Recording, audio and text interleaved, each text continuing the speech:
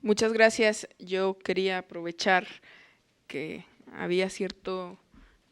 confusión para pasarme de los 5 minutos, pero parece que ya nos pusimos en órbita, entonces trataré de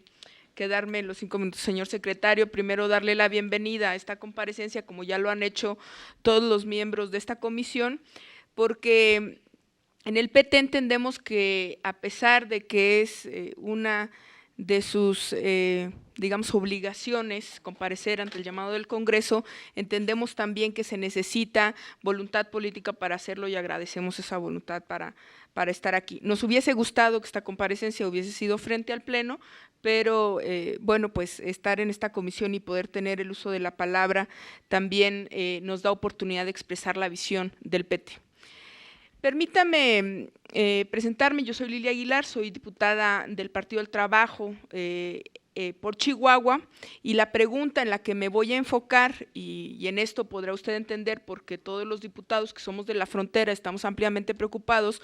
por la reforma hacendaria, y a mí también me queda muy claro que no es usted el secretario de Hacienda, pero sí, como usted lo dijo, o como lo dijo la diputada Mira, es usted el responsable de la política industrial y comercial de este país, y es sobre eso, sobre lo que versará mi pregunta. Y tiene que ver con la eliminación de la tasa cero a las importaciones temporales, pero además la implementación del impuesto del IETU del IEPS y el ISR a estas importaciones a varios rubros, como la importación temporal, el depósito fiscal para someterse al proceso de ensamble y fabricación de vehículos, la elaboración de transformación o reparación en recinto fiscalizado y el recinto fiscalizado estratégico. Permítame, antes de hacer la pregunta en concreto, darle mis razones y algún sustento para esta pregunta. Primero, evidentemente, soy de Chihuahua. En mi estado, la empresa maquiladora que, en palabras de usted, y permítame citarlo, actualmente la industria maquiladora manufacturera, según, insisto, su dicho, es uno de los sectores productivos más importantes del país, representa el 40% de los empleos en estados similares a Chihuahua, pero específicamente en mi tierra, y 11 millones de los empleos que se generan en todo el país, 9 millones indirectos, 2 millones directos. ¿Qué es lo que tiene que ver las importaciones temporales con el tema maquiladora? Las importaciones temporales para las maquiladoras representan poder traer todos los insumos que finalmente se generan para el ensamble, como ya han expresado algunos de mis compañeros, y hay una lógica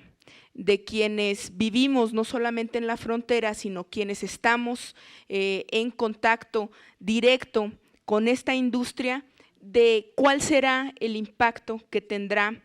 esta decisión que ha tomado el Ejecutivo para que en su reforma hacendaria haga estos movimientos sobre el tema de impuestos. Yo le diría que la industria maquiladora, como usted lo dice, es uno de los sectores productivos más importantes del país, y entendemos nosotros esta productividad como el tema relacionado no solamente con la capacidad de producción industrial, que usted mismo ha dicho que es primordial en este país, pero además también afecta, y entendemos así, el tema de la balanza comercial, porque no solamente si perdiésemos nosotros las inversiones que vienen no solamente a la frontera, sino al resto del país en importaciones definitivas, si se van estas empresas que están huyendo de este nuevo procedimiento de importaciones temporales, habría un impacto en la balanza comercial, y así lo entendemos. Yo retomaría, y no es porque dude de su dicho,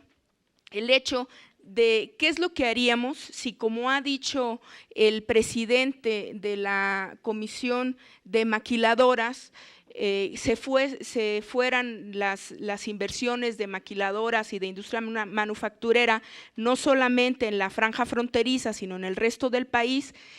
¿Cuál sería el impacto, primero económico, que va a tener en pesos y centavos? ¿Cuál sería el impacto que va a tener en el tema laboral? Es decir, ¿cuántos empleos perderíamos? Y por último, ¿cuál sería el impacto en la economía mexicana si, como usted ha dicho en esta aceptación, creo yo, muy transparente de que estamos en una recesión, porque eso no lo decimos nosotros, lo ha aceptado el propio gobierno federal, que tenemos 2 trimestres consecutivos con signo negativo en el crecimiento del PIB, y según el INEGI hemos caído, y en esto espero no equivocarme, en el tema de generación de empleo, y además se ha aceptado también que en el 2013 habrá solamente un crecimiento considerado magro, no por nosotros, sino por el Comité Nacional de Estudios Económicos, del 3.5% en el mejor de los casos. La duda de nosotros es, pues, ¿cómo afectaría esto? Y por último, si tendríamos la capacidad,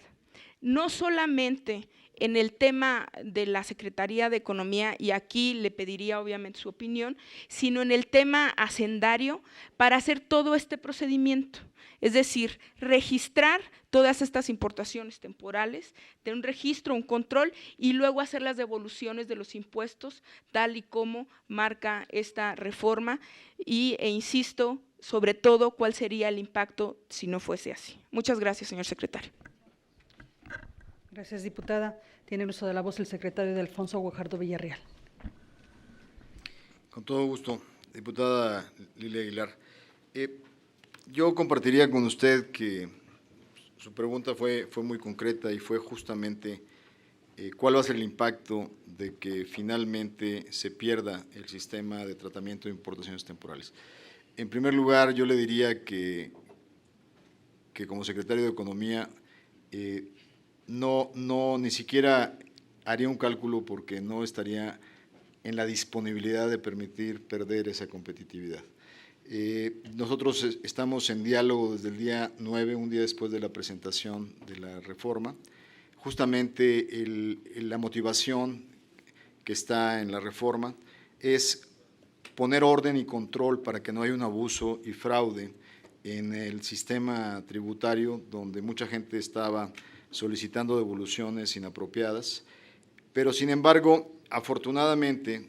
existe la posibilidad de establecer un sistema de certificación, como lo había yo comentado con ustedes, que nos permitiría seguir adelante con el sistema en todo lo que es el proceso exportador. Cuando uno analiza el proceso, tenemos que aproximadamente 200 empresas son responsables por el 85% de las exportaciones de este país, y ellas son responsables por la demanda de pequeñas y medianas empresas en el sistema de integración. Este sistema de certificación,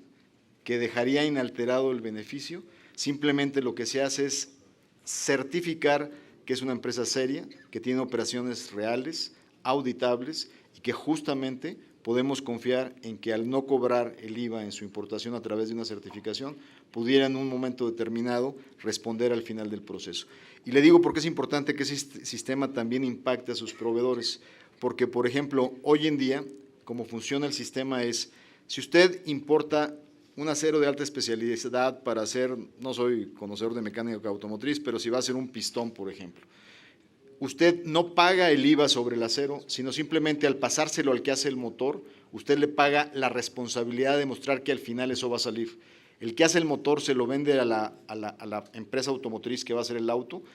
también no paga, el del motor no paga IVA, se lo pasa a la que produce el auto, y finalmente a la hora que el auto se exporta, se acreditan y se eliminan las responsabilidades fiscales en la cadena hasta llegar al origen del pistón, de tal manera que nadie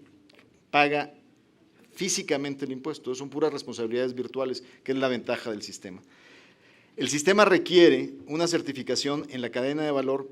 para no perjudicar a los pequeños proveedores dentro de esta cadena, y es justamente en lo que estamos en este momento trabajando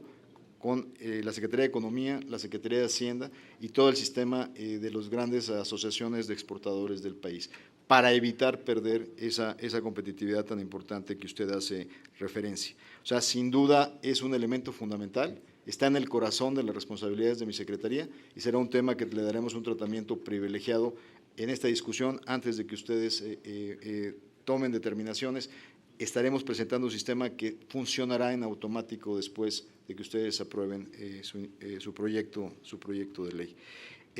Yo le daría prácticamente la garantía de que todo el sistema del sector exportador se va a prevalecer en su esencia,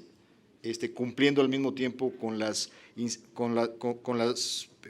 abusos que hoy se tienen en el sistema y que se puedan combatir en forma directa justamente para los que están infringiendo la ley, pero sin perjudicar a los que justamente hacen uso eficiente y veraz de este sistema de beneficios a la exportación. Así es que yo le doy el compromiso de mi palabra